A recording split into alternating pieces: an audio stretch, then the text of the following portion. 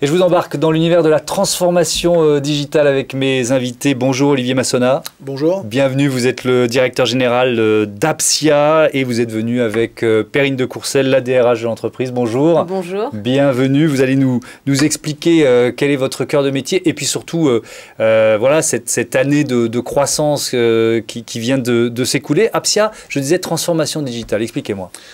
Alors, Apsia, ça a une particularité, c'est qu'on est un one-stop shop digital. Donc notre objectif, c'est de servir nos clients sur tous les différents métiers dont ils vont avoir besoin pour réaliser leur transformation digitale. Et la transformation digitale dans une entreprise, c'est amener toutes les pratiques que vous avez au quotidien sur votre téléphone portable pour passer des commandes en quelques secondes dans une entreprise. Et d'éviter que quand on passe une commande d'achat, par exemple, dans une entreprise, ça prenne des semaines, 17 écrans, 5 logiciels différents, mais que ce soit aussi simple qu'à la maison sur votre téléphone. Donc, ouais, ce mot simplification, il est très important. Ouais, simplification, accélération. Et puis surtout, travailler autour des process différenciants de l'entreprise pour qu'elle puisse avoir des avantages concurrentiels, en fait, vis-à-vis d'autres entreprises qui, sur le marché, sont peut-être moins digitalisées. Et pour certaines, c'est une question de survie, et pour d'autres, c'est plus une question de compétition. Oui, alors on va parler évidemment de cette année 2020 et de la croissance que ça a pu provoquer pour vous, mais qui sont vos clients? C'est dans des univers, des écosystèmes très variés? Alors, on travaille beaucoup sur des processus de back-office, on va dire de finance, de relations clients, qui sont un petit peu transverses à toutes les entreprises. Donc on arrive à travailler, à se déporter dans tous les secteurs. Et on a la chance, historiquement, d'avoir travaillé avec beaucoup de grands groupes. Mais c'est en travaillant avec ces grands groupes qu'on s'est rendu compte qu'on manquait, notamment en France, d'une offre sur le marché des ETI, voire des grosses PME, qui avaient du mal à trouver des partenaires pour se digitaliser de A à Z et qui devaient faire appel très vite à une quinzaine, enfin j'exagère, mais une dizaine de fournisseurs différents. Il fallait quelqu'un pour son site e-commerce, quelqu'un pour sa compta, quelqu'un pour sa relation client, quelqu'un pour s'emmener sur le cloud, etc. Et donc du coup, on s'est déporté au fur et à mesure vers ces ETI et ces PME.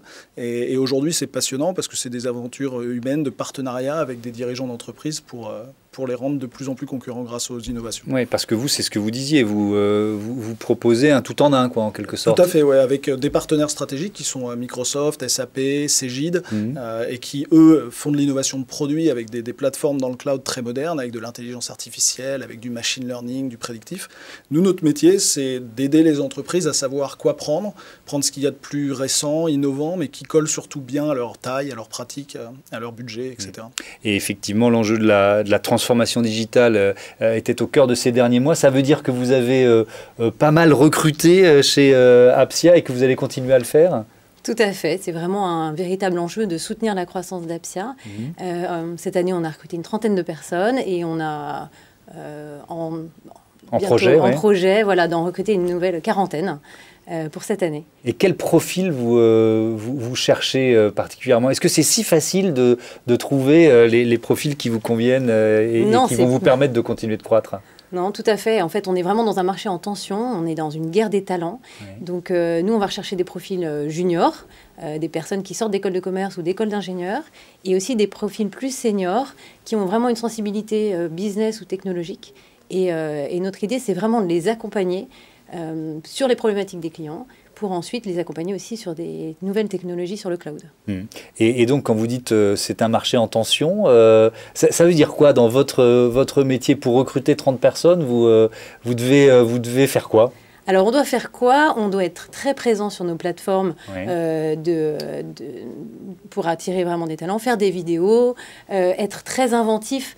On fait beaucoup de cooptation également, c'est-à-dire qu'on implique nos salariés pour qu'ils soient vraiment au cœur du recrutement. C'est-à-dire qu'on pense que recruter par le biais de la cooptation va nous amener des profils qui adhèrent à nos valeurs et qui partagent un petit peu l'aventure Apsia.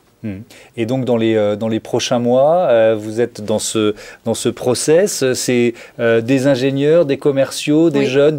Donc, c'est un peu tous azimuts. Voilà, c'est un peu tous azimuts. C'est vrai qu'on va rechercher particulièrement ces temps-ci des profils plutôt avec de la seniorité,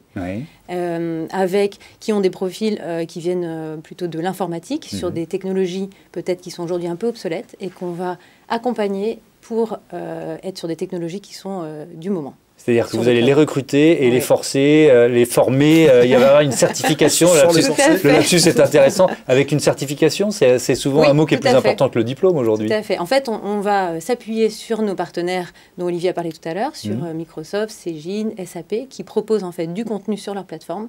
Et ça va nous permettre de les former à ces nouvelles technologies.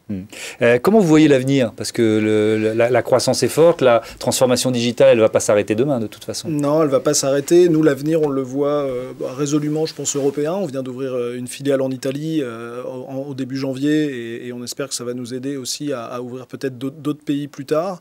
Oui, c'est très positif. La demande est là. Il n'y a aucun problème là-dessus. Le challenge, c'est un challenge d'offres. Donc, il faut qu'on redouble d'efforts pour donner envie aux gens de venir. Et comme on investit sur les gens, il faut leur donner envie de rester.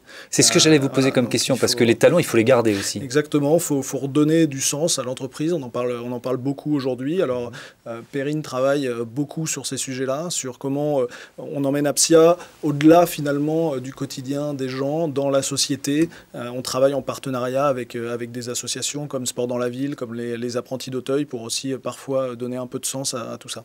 Parce que les jeunes diplômés, ils sont de plus en plus sensibles à ces questions. Ils ne veulent pas simplement entrer dans une boîte. Oui, tout à fait. En fait, ils veulent à la fois avoir trouvé du sens dans leur mission, dans ce qu'ils réalisent, mais en même temps, ils veulent avoir du sens pour vraiment dans leur rôle qu'ils ont tous les jours et ils sont très, très intéressés aussi par ce que fait Apsia dans son rôle dans la société. Et oui, et donc il faut que les sociétés donnent du sens à leur action. 14 millions de chiffre d'affaires, 105 collaborateurs, une croissance de 100% en 2019.